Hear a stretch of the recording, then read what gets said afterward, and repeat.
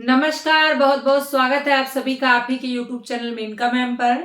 और computer special batch चल रहा है जिसमें हमने आपको कुछ चैप्टर्स पढ़ा दिए हैं। उसी श्रृंखला में आज हम लोग कंप्यूटर का महत्वपूर्ण चैप्टर पढ़ेंगे, लैंग्वेज ट्रांसलेटर को। इससे पहले वाले वीडियो में हम सबने ऑपरेटिंग सिस्टम को पढ़ा था और हम लोग पढ़ रहे थे सॉफ्टवेयर के सिस्टम सॉफ्टवेयर को। हमने आप लोगों को सिस्टम सॉफ्टवेयर में पढ़ाया था कि सिस्टम सॉफ्टवेयर दो प्रकार का होता है, एक होता है ऑपरेटिंग सिस्टम और एक होता है लैंग्वेज ट्रांसलेटर, जिसमें मैंने सिस्टम सॉफ्टवेयर का ऑपरेटिंग सिस्टम पढ़ा दिया। उसी श्रृंखला में आज हम लोग पढ़ेंगे लैंग्वेज ट्रांसलेटर। तो ये सॉफ्टवेयर का ही प्रकार है बेटा। सॉफ्टवेयर कितने प्रकार के होते हैं? सॉफ्टवेयर आपके मुख्यतः कितने प्रकार के होते हैं? दो प्रकार के होते हैं, सिस्टम सॉफ्टवेयर और उसके बाद एप्लीकेशन सॉफ्टवेयर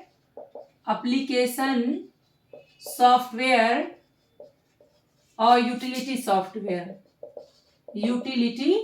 सॉफ्टवेयर। इसमें मैंने आप लोगों को पढ़ाया था एक मैंने आप लोगों को पढ़ाया था ऑपरेटिंग सिस्टम और दूसरा हमने आप लोगों को बताया था लैंग्वेज ट्रांसलेटर, जिसमें ऑपरेटिंग सिस्टम पढ़ाया जा चुका है और आज हम लोग पढ़ेंगे लैंग्वेज ट्रांसलेटर को। एप्लीकेशन में हमने आप लोगों को बताया था एमएस ऑफिस में क्या क्या आएगा बेटा? वर्ड आएगा, एक्सेल आएगा, पावर पॉइंट आएगा, एक्सेस आएगा, इसके बाद डीटीपी आएगा। ठीक है, ये आपके एप्लीकेशन है। यूटिलिटी जिसमें फाइल मैनेजर और एंटीवायरस प्रोग्राम्स आएंगे और बैकअप प्रोग्राम आएंगे। तो सबसे पहले हम लोग जानेंगे आज लैंग्वेज ट्रांसलेटर के बारे में। लैंग्वेज ट्रांसलेटर, सबसे पहला जो क्वेश्चन बनेगा कि लैंग्वेज ट्रांसलेटर कौन सा सॉफ्टवेयर है? तो कौन सा सॉफ्टवेयर है बेटा? सिस्टम सॉफ्टवेयर है। और सिस्टम सॉफ्टवेयर कौन सा सॉफ्टवेयर होता है? सिस्टम सॉफ्टवेयर वो सॉफ्टवेयर होता है जो सभी कंप्यूटर में पाया जाता है। कैसे? सिस्टम सॉफ्टवेयर कौन सा सॉफ्टवेयर है? सिस्टम सॉफ्टवेयर वो सॉफ्टवेयर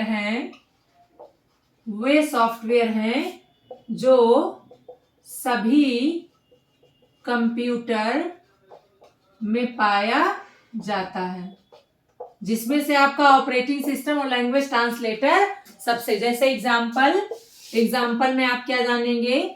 ऑपरेटिंग सिस्टम और लैंग्वेज ट्रांसलेटर। लैंग्वेज ट्रांसलेटर क्या होता है बेटा? जैसे कि नाम ही है इसका, लैंग्वेज ट्रांसलेटर, मतलब ये लैंग्वेज को क्या करता है? ट्रांसलेट करने का काम करता है। कोई भी भाषा बहुत कठिन हो जाती है तो उसको आसान बनाने के लिए ट्रांसलेटर का प्रयोग किया जाता है, जिसको हम अनुवाद कह सकते हैं। जैसे अगर मान लीजिए कोई विदेश से आता है, बहुत ही आसान भाषा में समझेंगे, कोई जैसे विदेश से आता है तो जब विदेश से वो आता है तो उसे हिंदी भाषा बहुत कठिन लगती है, तो वो अपने साथ एक ट्रांसलेटर लेकर आता है जो क्या काम करता है? इसकी भाषा को कन्वर्ट करके वो हिंदी में बताता है और हिंदी भाषा को कन्वर्ट करके वो इंग्लिश में उनको बताता है। इस तरह वो बिचौलिए का काम करता है और भाषा का ट्रांसलेशन करके विचारों का आदान प्रदान करवा देता है। तो हमारा कंप्यूटर भी 01 पे काम करता है, जो बेहद ही कठिन है काम करना जिस पर, इसीलिए उसमें कुछ लैंग्वेज ट्रांसलेटर का यूज किया जाने लगा जो अनुवादक की तरह काम करता है। ये हमारी भाषा को लेकर मशीनी भाषा में बदल के कंप्यूटर को समझा देता है। लैंग्वेज ट्रांसलेटर क्या? पहले इसका स्क्रीनशॉट ले लीजिए, फिर आपको लैंग्वेज ट्रांसलेटर की परिभाषा बताएं।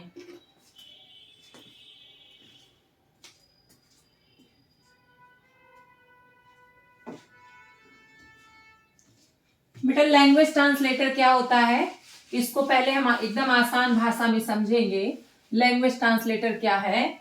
तो लैंग्वेज ट्रांसलेटर क्या है बेटा? लैंग्वेज ट्रांसलेटर ये क्या है, मशीन।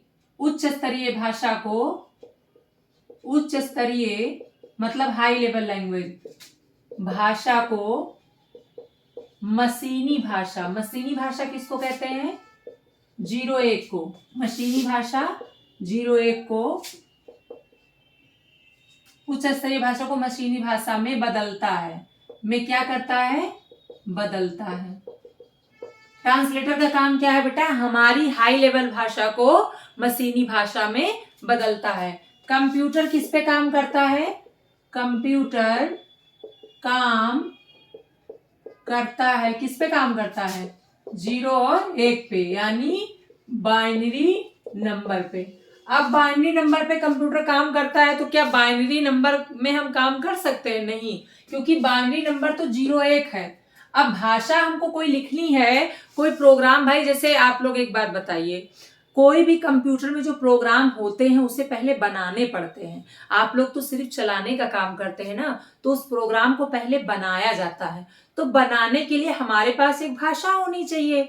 वो भाषा 0-1 अगर होगी तो बनाना बड़ा कठिन हो जाएगा ना। तो हम लोग क्या करते हैं, हम लोग हाई लेवल लैंग्वेज में बनाते हैं और उसे ट्रांसलेट कर देते हैं ट्रांसलेशन के माध्यम से 0-1 में। जैसे समझिएगा, मान लीजिए हमको ए लिखना है, ए लिखना है। अब हमारा बाइनरी क्या है, 0-1 है, लेकिन हमें ए लिखना है अपने प्रोग्राम में। हम प्रोग्राम बना रहे हैं, हमको ए और बी लिखना है, हमको ए और बी प्रोग्राम में लिखना है। अब ए बी प्रोग्राम में लिखेंगे कैसे, क्योंकि हमारे पास तो बाइनरी 0-1 है। तो 0-1 को हम कैसे कैसे कैरेक्टर में लिखेंगे, तो सबसे पहले इसे हमें बाइनरी में बनाना होगा। सबसे पहले हमें इसे बाइनरी बनाना होगा, तब जाके हम प्रोग्राम लिख पाएंगे बाइनरी में। अब कैसे बेटा, अगर हम ए को बाइनरी बनाना चाहें तो 65 आएगा इसका डेसिमल कोड। ए का डेसिमल कोड कितना होगा, 65 होगा। लेकिन ये 65 बेटा क्या है, डेसिमल में है, और हमको चाहिए किसमें, 0-1 में। तो 65 को हमें बदलना होगा किसमें, बाइनरी में। और बाइनरी में बदलने के लिए क्या करना होगा, 0 से इसे सरल करना होगा। जैसे 2-3 6 और 2 दूनी 4, रिमाइंडर 1 बचा। उसके बाद 2 1 कम 2, 2 6 12, 0 बचा। उसके बाद 2 8 16, 0 बचा। 2 4 8, 0 बचा। 2 दूनी 4, 0 बचा। 2 1 कम 2, 0 बचा। आ गया 1 0 0 0 0 0 1। मतलब अगर हमको ए लिखना है तो हमें क्या लिखना होगा, 1 0 0 0 0 0 1, इतना। अब सोचिए प्रोग्राम बनाने जाएंगे तो केवल एक अकेला ए लिखने के लिए हमको बाइनरी में इतना लिखना पड़ेगा, तब जाके ए लिखाएगा। बी करना हो तो 66 कर लो, सी करना हो तो 67 कर लो। सबका एक कोड होता है बेटा, एक आस का एक कोड होता है सबका, लेकिन वो डेसिमल में होगा। हमें चाहिए किसमें, बाइनरी में। हमारा कंप्यूटर काम किस पे करता है, कंप्यूटर हमारा काम करता है बाइनरी में। और बाइनरी में लिखने के लिए हमें हर एक चीज की बाइनरी वैल्यू पता हो, चाहे हमको ABCD Z तक के बाइनरी वैल्यू पता हो और 1 से लेके 100 तक गिनती के बाइनरी वैल्यू पता हो, तभी तो हम भाई प्रोग्राम लिखने में हमें नंबर चाहिए होंगे, प्रोग्राम लिखने में हमें कैरेक्टर चाहिए होंगे। लेकिन हमको प्रोग्राम लिखने के लिए क्या करना पड़ेगा, उस कैरेक्टर को, उस नंबर को बाइनरी बनाना होगा, क्योंकि बाइनरी नहीं बनाएंगे तो हम लिखेंगे कैसे प्रोग्राम को, क्योंकि हमारा कंप्यूटर तो बाइनरी समझता है। तो इस समस्या के निदान के लिए, इस कठिनाई को दूर करने के लिए क्या बनाया गया, लैंग्वेज ट्रांसलेटर बनाया गया। नहीं तो सोचिए कि केवल अगर ए लिखना हो तो हमको 1 1 0 0 0 0 0 1 लिखना पड़ेगा, क्योंकि 65 का कोड है। तो 65 को जब हम बाइनरी बदलेंगे तो आपका इतना आ जाएगा। अब मान लीजिए प्रोग्राम में कोई एक अक्षर तो रहेगा नहीं, बड़े बड़े एक एक पेज के प्रोग्राम होते हैं। इतना बड़ा प्रोग्राम लिखने के लिए कितना ज्यादा समय चला जाएगा, बहुत ज्यादा समय चला जाएगा। उस समय को बचाने के लिए, उस कठिनाई से दूर करने के लिए, उस समस्या के निदान के लिए क्या बनाया गया, लैंग्वेज ट्रांसलेटर नाम का सॉफ्टवेयर बनाया गया, जो उच्च स्तरीय भाषा को मशीनी भाषा यानी 0-1 में बदल देता है। अब लैंग्वेज ट्रांसलेटर कौन सा सॉफ्टवेयर है? सिस्टम सॉफ्टवेयर है और ये सभी कंप्यूटर में पाया जाता है और ये सारे कंप्यूटर में पाया भी जाता है और ये काम क्या करता है? हाई लेवल लैंग्वेज को मशीनी भाषा में बदल देता है। इसके बाद बेटा इसके हम एग्जाम्पल देखें तो इसमें आपका कंपाइलर और इंटरप्रेटर है। असेंबलर भी है, लेकिन असेंबलर आपका निम्न स्तरीय भाषा को बदलता है तो वहां से ज्यादा प्रश्न नहीं बनते हैं। एग्जाम्पल में आप समझ लो, असेंबलर, ये तीनों आपके क्या हैं बेटा?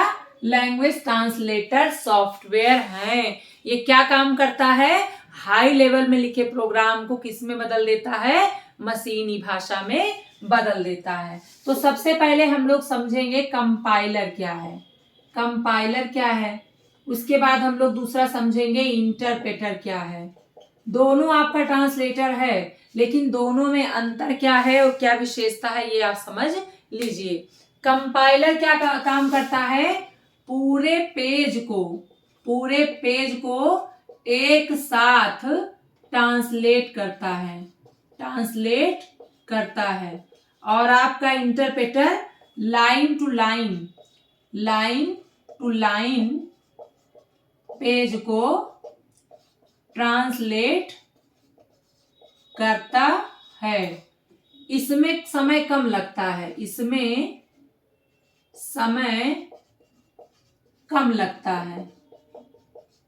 और इसमें क्या होगा?